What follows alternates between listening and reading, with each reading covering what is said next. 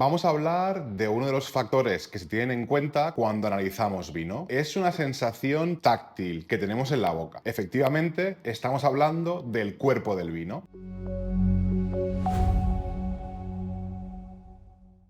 Cuando analizamos un vino, analizamos factores como el nivel de azúcar, el dulzor, los taninos, la acidez y también, muy importante, el cuerpo. El cuerpo del vino se define como una sensación táctil en la boca. No es un sabor, no es un aroma, sino que es una sensación que tenemos al introducirnos el vino en la boca. Aunque pueda parecer un poco confuso, hay un ejercicio fantástico para aprender a interpretar los diferentes niveles de cuerpo que puede tener una bebida. Y en este caso, la leche nos va a ayudar muchísimo. Seguro que si pensamos entre la diferencia de una leche entera y una leche desnatada, percibimos muy bien cuáles son los puntos que tienen en común y en qué difieren. A nivel aromático y de sabor son parecidas, pero es verdad que cuando las probamos hay una sensación envolvente en la boca muy diferente. La leche entera, al contener mucha grasa, tiene mucho más cuerpo, mucho más peso, mientras que la leche desnatada, como esta de aquí, es mucho más ligera. La sensación de peso, la densidad, es mucho más baja. Ahí estamos hablando del cuerpo. En la leche, lo que determina el grado de ese cuerpo es la grasa. A más cantidad de grasa,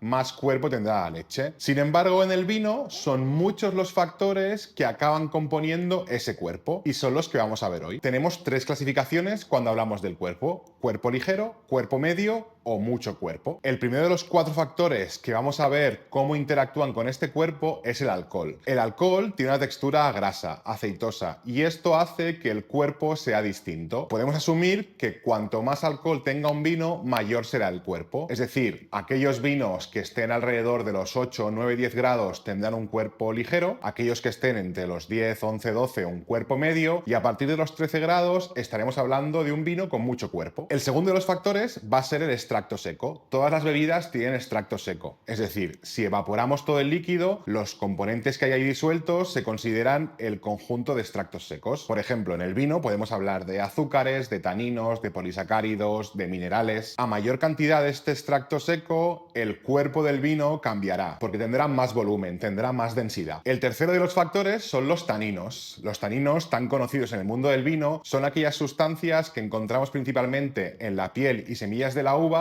y también que aportan las barricas en aquellos vinos que han sido criados en ellas. Lo que aportan los taninos en la boca son esa sensación astringente, secante, que en su justa medida recuerdan un poco a la seda y hacen que un vino sea muy agradable. Ese tanino también contribuye a la sensación de peso y densidad en boca. El último de los factores es el azúcar. Ya sabéis que el azúcar disuelto realmente da una sensación de volumen y de cuerpo en cualquier bebida. Precisamente en aquellos vinos que tengan cierto grado de azúcar residual, esto aportará muchísimo al cuerpo del vino. Aunque sea un vino seco, cualquier pequeña cantidad de azúcar residual, aunque no la percibamos, va a intervenir e influir en el cuerpo resultante. Estos cuatro factores, y combinados de diferente forma, van a ser los que configuren el nivel del cuerpo final. Si sabemos que un vino tiene mucho alcohol, tiene mucho extracto seco y mucho azúcar, podemos dar por hecho que ese vino tendrá mucho cuerpo. Pero es que además, dependiendo qué estilo de vino queramos hacer, hay decisiones durante la vinificación que van a hacer que consigamos vinos con más o menos cuerpo. Ambas fermentaciones son claves en cuanto al cuerpo se refiere. Por ejemplo, la fermentación alcohólica, que convierte el azúcar en alcohol, pues ya sabemos que este alcohol va a influir mucho en ese cuerpo. Pero es que además, la fermentación maloláctica, la que convierte el ácido málico en ácido láctico, va a aportar una sensación todavía más cremosa a ese vino, por lo que conseguiremos todavía más cuerpo. El tiempo de maceración con las pieles también va a ser clave cuando definamos este cuerpo. Ya hemos dicho que en las pieles están los taninos y además muchos otros componentes que formarán parte del extracto seco. A mayor tiempo de maceración, mayor extracción habrá, por lo que conseguiremos tener un vino con más componentes disueltos, es decir, más cuerpo también. Las crianzas y el uso de barricas no solo aportan aromas o matices al vino, sino que realmente hay una transferencia de componentes a ese líquido, por lo que también incrementará el cuerpo final de este vino. La acidez es un valor muy importante a tener en cuenta cuando hablamos del cuerpo, y no porque en sí misma aporte cuerpo, sino que una acidez alta actúa como contrapunto y puede hacernos ver que un cuerpo sea más ligero al tener tanta acidez. Esto además nos indica que depende cómo cultivemos la uva, si en climas fríos o climas cálidos, también va a haber una afectación en el resultado final. Ya hemos visto toda la parte teórica y todos los procesos y componentes que intervienen definiendo el cuerpo de un vino, pero a la práctica, ¿cómo podemos diferenciarlo? Con la leche es muy fácil verlo, porque el porcentaje de grasa es muy distinto. Fijaos cómo se comporta la leche con las paredes de la copa en este caso, las tiñe completamente, esto es leche entera. En cambio, si cogemos la desnatada, veis que la interacción con la pared de la copa es mucho menor, que apenas se queda enganchada, tiene menos volumen. Vamos a verlo cómo funciona en este caso con vino.